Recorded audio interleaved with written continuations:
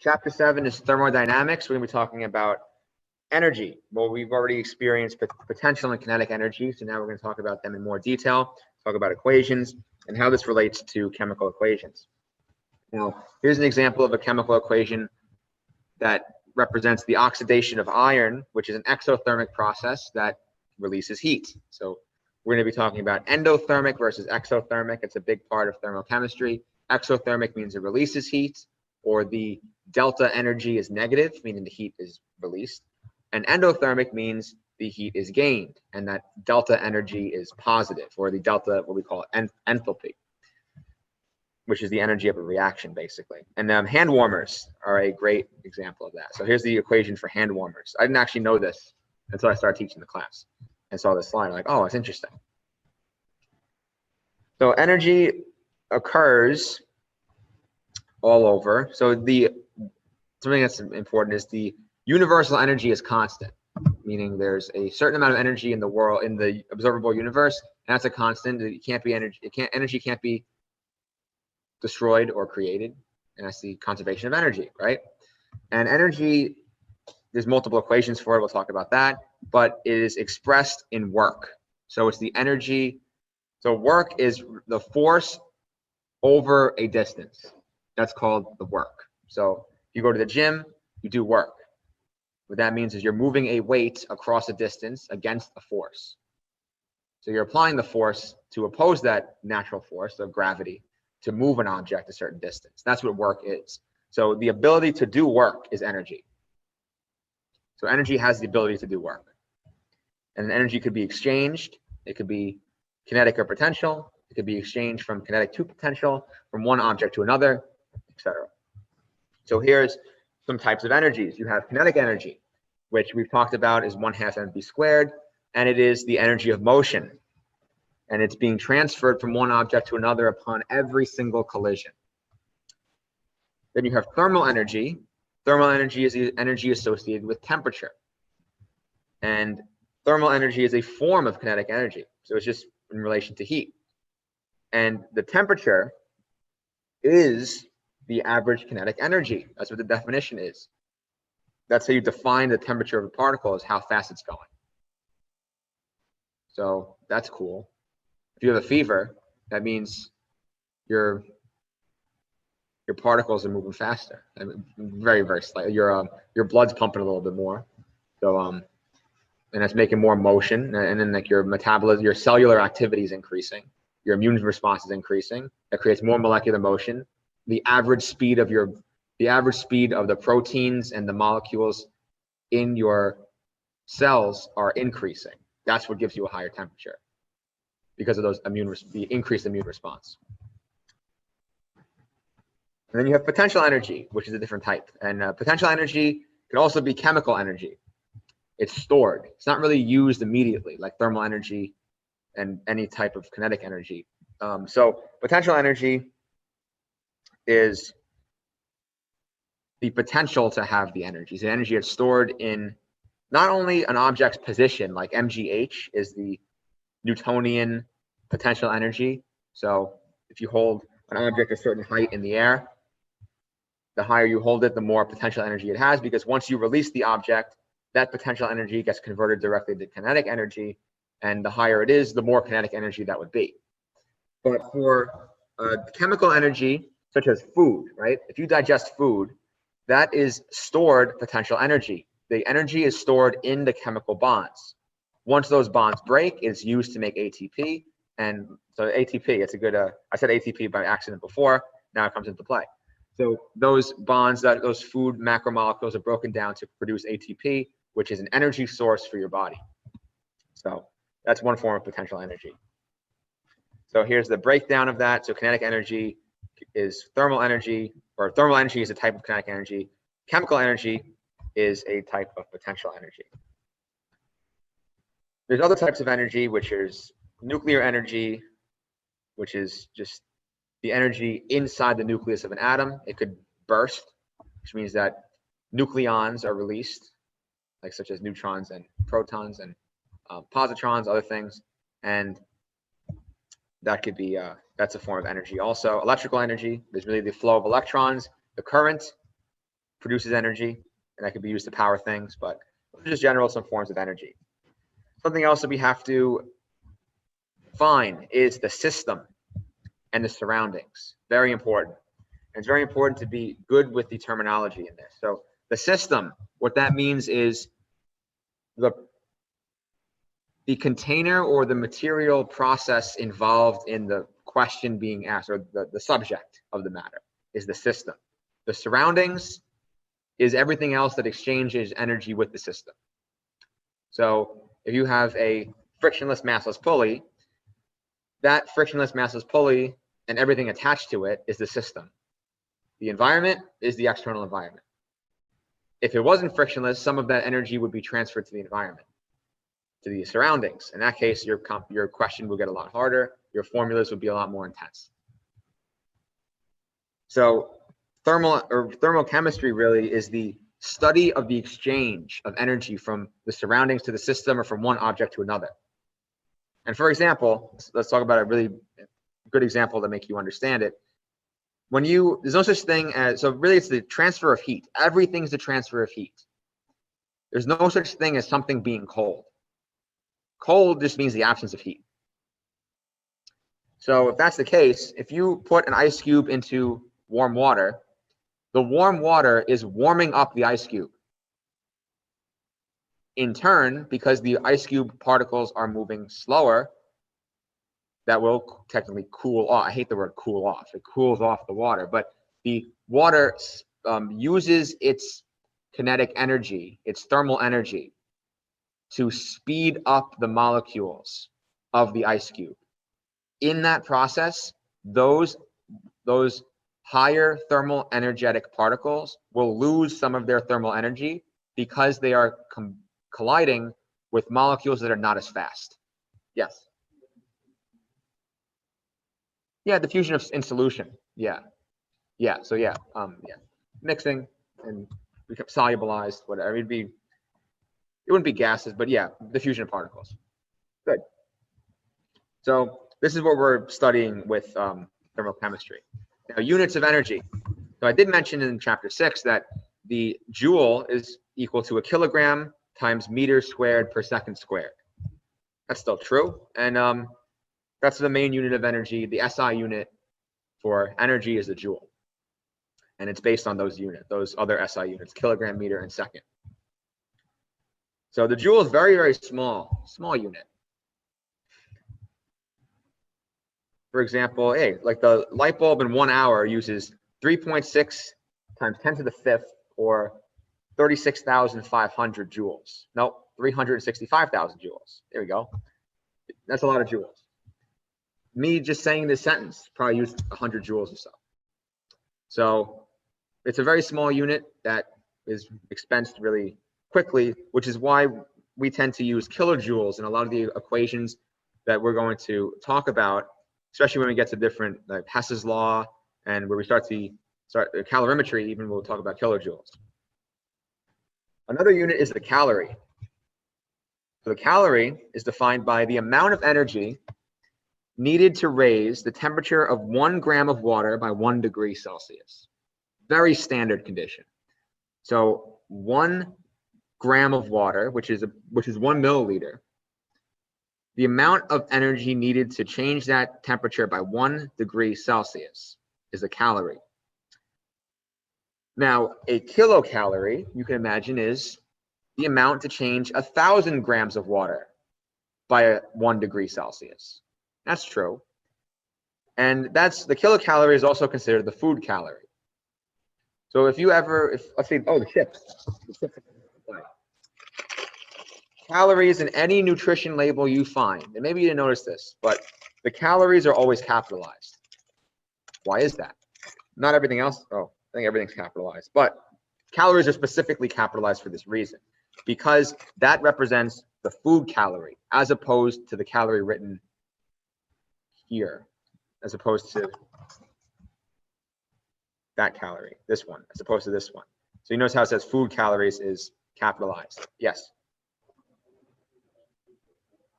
Yeah, exactly. Yeah. So that's actually better. Complicated with things, I don't know why, but Kilocalories is actually better to write because for those of you who, I mean, it's easy to get confused for that. They're the same damn word, right? So it's easy to get confused. But when we say, oh, these chips are 160 calories, that means they are 160,000 calories. So if you tell someone who doesn't know chemistry and didn't take this class that they're eating 160,000 calories, they might freak out. But this is the distinction we need to make, is they're kilocalories. I had my high school anatomy teacher used to say kilocalories. I was like, why the hell is he saying that? And then like it took me until undergrad to realize, oh, that's why, because he needs to make that distinction is important. So the conversion is an important conversion that will be given from calories to joules is 1 calorie equals 4.184 joules. So 4.184 joules is the amount of energy needed to raise the temperature of 1 gram of water by 1 degree Celsius. That's what the calorie is. That's important to know. I repeated that for a reason. You'll see soon when we get to the equations. So next thing is, yeah, basically saying you have heat exchange. We know that. Energy exchange. Cool. The next thing that's important is the state function. Now, a state function, there's 2 types of things, for lack of a better word. There's a state function and a not state function, or non-state function. What a state function is the change from the initial position to the final position is independent of the path taken to get there. And by path, I don't mean physical path in terms of distance. I mean, well, it could be distance if you're talking about work, but it could be the energy difference between final and initial.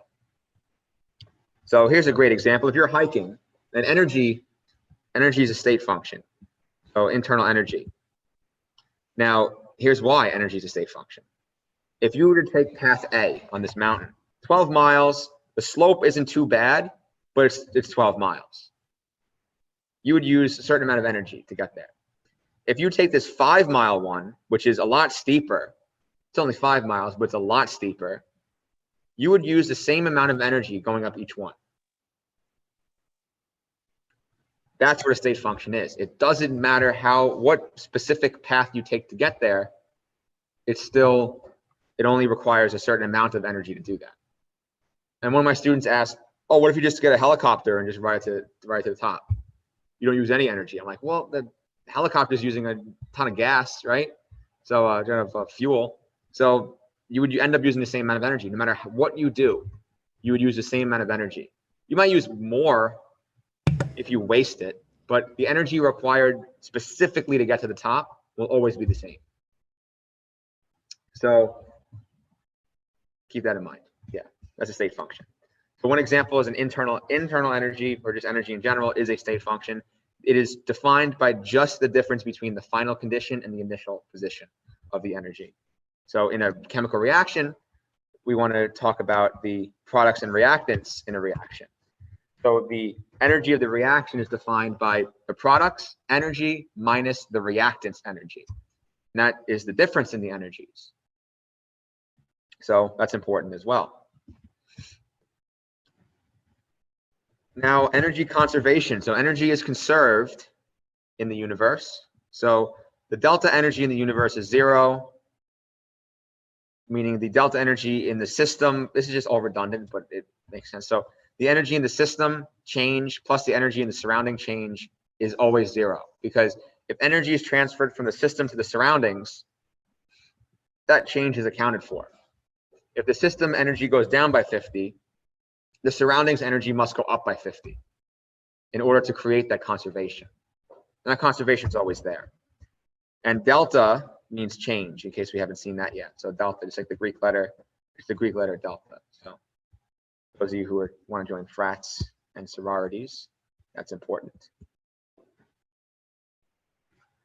All right, so very important equations. So this one is the energy and work equation, energy, heat, and work. So we'll talk about, I'll just say the equation first. So you have delta energy equals the heat plus the work. All of these things have the same unit.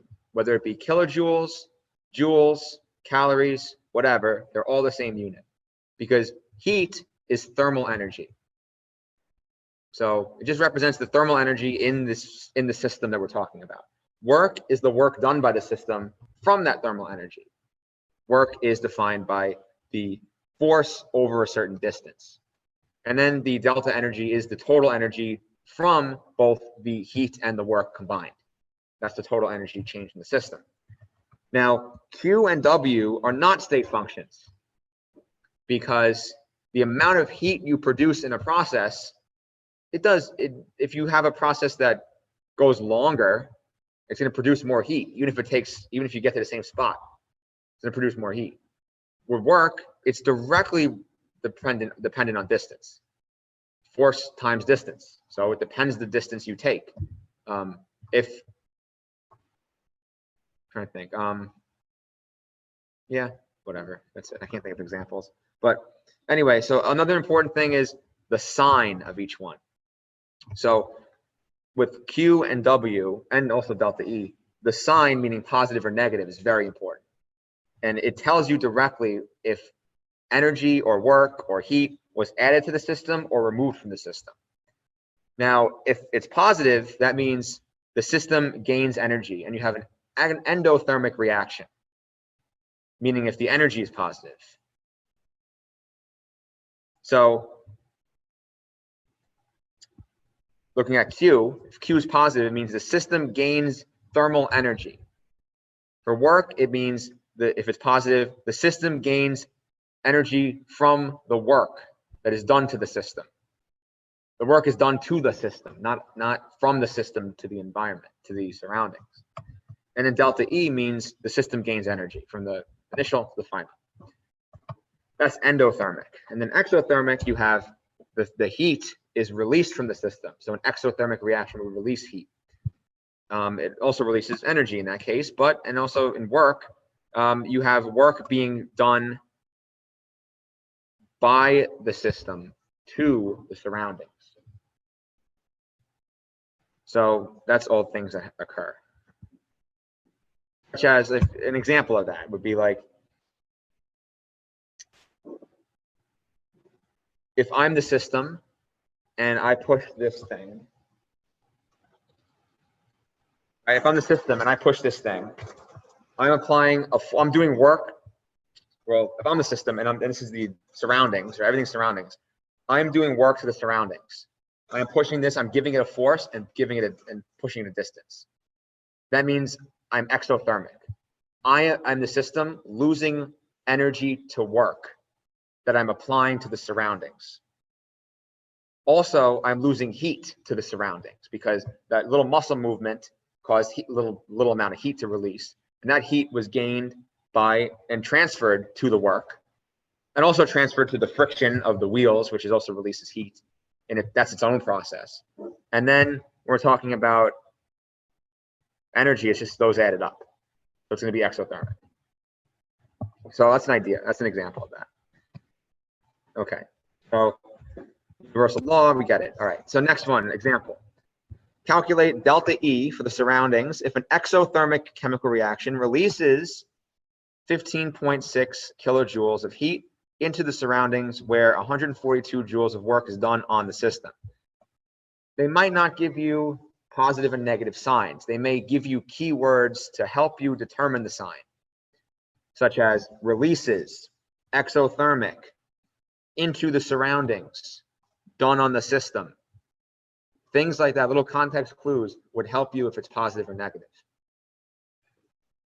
So in this equation, what do we have? We have, always look at it when we're figuring out the equation, always look at it in respect to the system. So, okay, if I'm the system, exothermic reaction releases 15.6 kilojoules of heat. I automatically think, all right, it's releasing heat, negative 15.6 kilojoules equals Q. Good. And it releases it into the surroundings. So that further helps you understand that. And where 142 joules of work is done on the system. So I'm the system. Oh, thank you. I gained energy from work. So I gained the work. It's done on the system.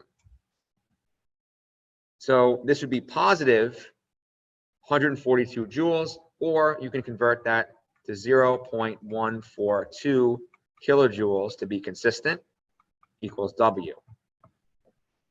Once you add those together, it will be, so E system, once you add them together, will be negative 15.5 kilojoules with respect to the system. So the system is exothermic. It's losing 15.5 kilojoules to the surroundings. The question is asking for, calculate the delta energy for the surroundings. So the system is losing 15.5, which means the surroundings is gaining 15.5. So it's these context clues are very important. Okay, any questions on that?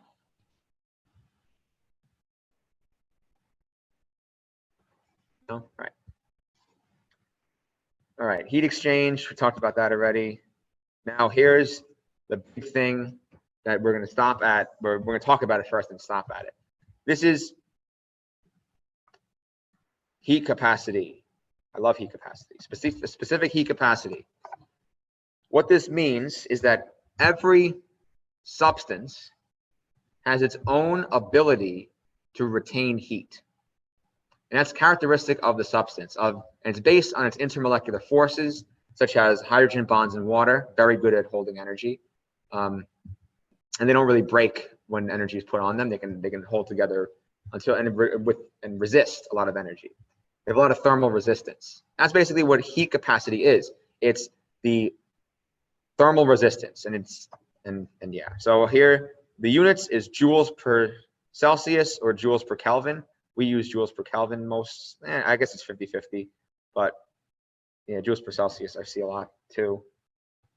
Anyway, the equation, one form of the equation is Q equals C times delta T, which means that the heat is equal to the specific heat capacity constant times the delta T. So usually the way it works is for a specific amount of thermal energy put on a system, the thermal heat capacity is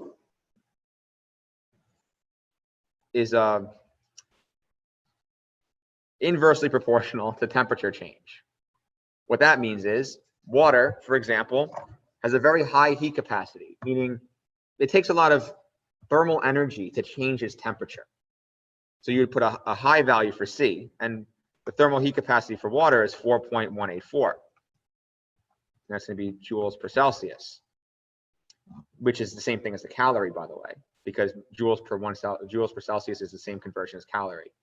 But regardless, if it has such a high heat capacity, that means its delta T would be less than another substance that had a lower heat capacity, such as a rock or something. Rocks, if you put sun on a rock, the rock heats up, or a pavement, black pavement, the pavement heats up immediately almost. But if you put sun, let's say you have an ocean, the beach in May and June is a perfect example of this. If you go to the beach in June, it's freezing cold because you only had a month of really hot sun. But then if you go in September, I go to the beach in September and like even the beginning of October when it's like 85, that's the best because the water had time to warm up a bit, and it took 4 months for it to warm up of direct sunlight. This goes to show how high of a heat capacity water has and how much resistance to temperature change that it has stored in the hydrogen bonds, and also the salt helps that as well. But in comparison to sand, if you're in May and it's 100 degrees out, the sand's burning hot, you're going to burn your feet. And then when you're at night on the beach, it's cold and it's nice and cool, right? So sand is the same thing as rock, basically. And rock and sand has a very low heat capacity, meaning it's very not resistant to temperature change. It changes temperature very readily, and basically all the heat that's transferred to it changes the thermal temperature level. But anyway, this equation could be used to kind of quantify that phenomenon that I just talked about. So the heat capacity of the object depends on its amount of matter too. So if you have more water, it would take more energy to move that temperature of the water, right? So this means, it also depends on the type of material, like I mentioned. So metals have a very low heat capacity. Water has a very high heat capacity. And here's a sand example I used before. So 1,000 joules of heat will raise the temperature of 100 grams of sand by 12 degrees, but it will raise the temperature of 100 grams of water by only 2.4. And that difference, that proportionality difference of times 6, is approximately the same difference of their heat capacities. There's times 6 off of each other. And we can see that here, or here. Let's see, water is 4.18, and then sand is 0.84. So that's about 6 times. And then some of the metals usually are very, very low. A lot of the organic liquids are kind of high, but as you get more nonpolar, they get lower. But yeah, question.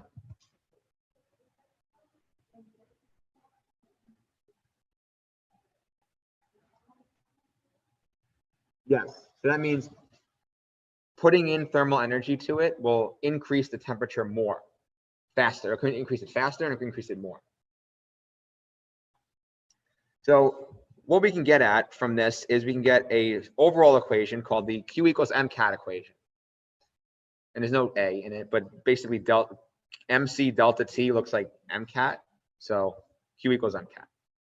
Now, this is the main equation we're going to be talking about. And this is going to be a question on the exam that I'll tell you guys, there's going to be a question on this, but after we write this down and talk about it, I'll tell you the question.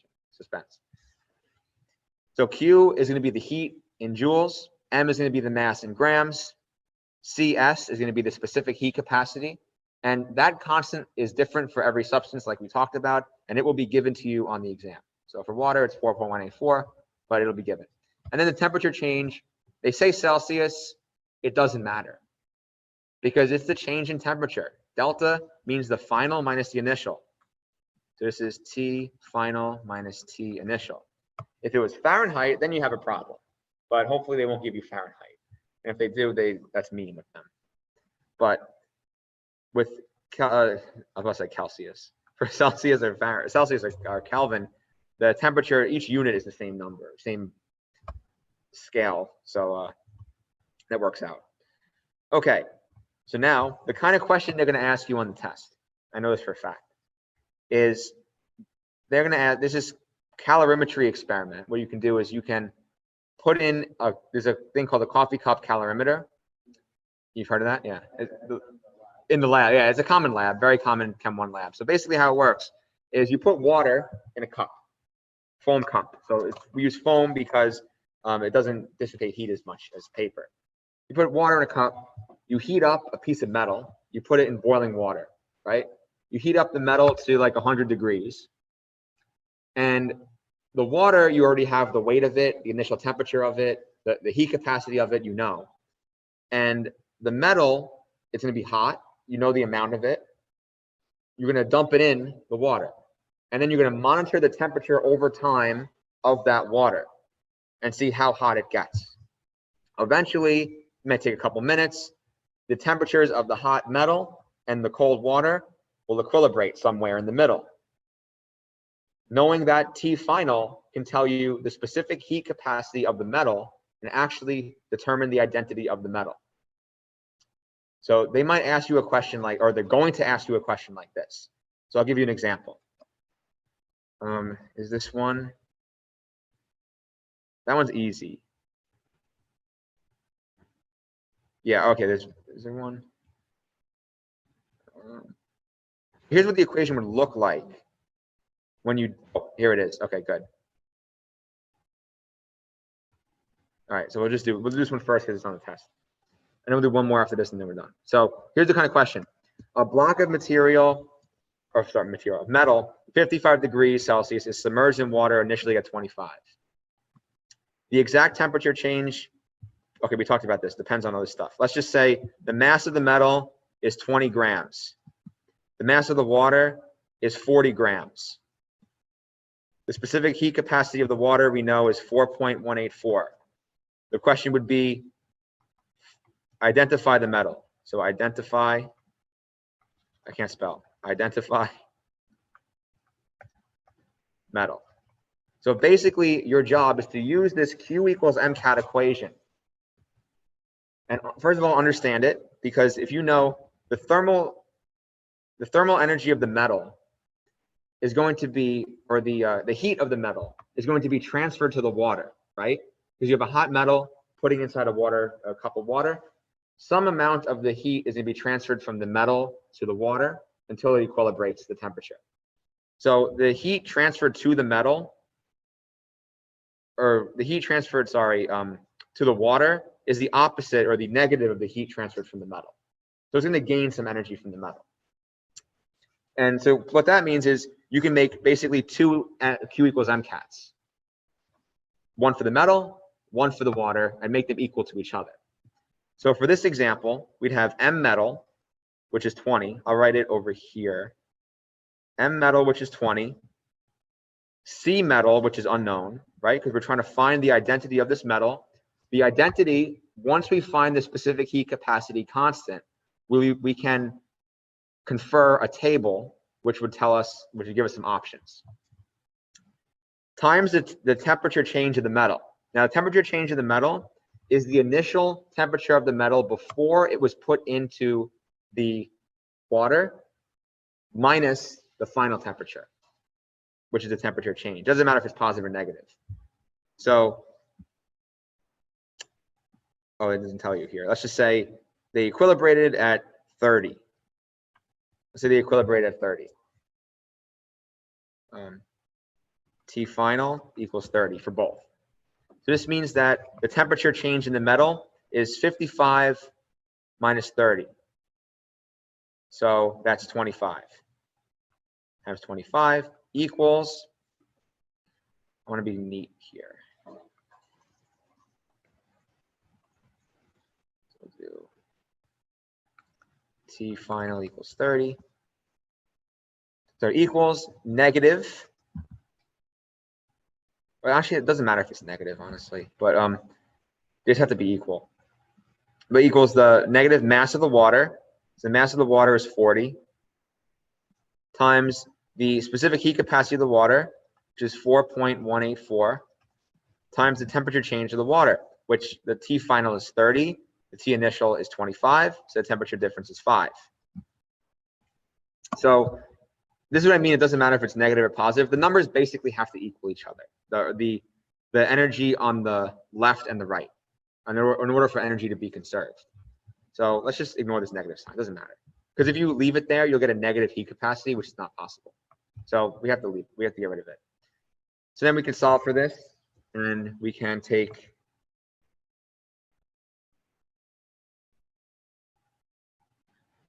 $40 times 4.184 times 5 divided by 25 divided by 20, and we get 1.67. So C equals 1.67. This is going to be joules per Celsius, or joule grams per Celsius, sorry, because grams are involved here. Okay, so now we can go back to that chart. Is it actually anything? That'd be interesting, because I just made those numbers up. Was it 1.67? No, it's nothing. Let's just say it's, I don't know, not aluminum, but better than aluminum. I don't know. Whatever. You get the point. Then you get some answer, and you can convert that to a chart. Okay, so that is what's going to be on the exam. There's going to be some questions in chapter 7 on E equals Q plus W. That's probably going to be there. Definitions of energy, different types of energy, and then definitely one of these. So I'm almost positive one of these. So any questions on it before we go? Basically making one Q equals MCAT equal another Q equals MCAT, one for the metal, one for the water.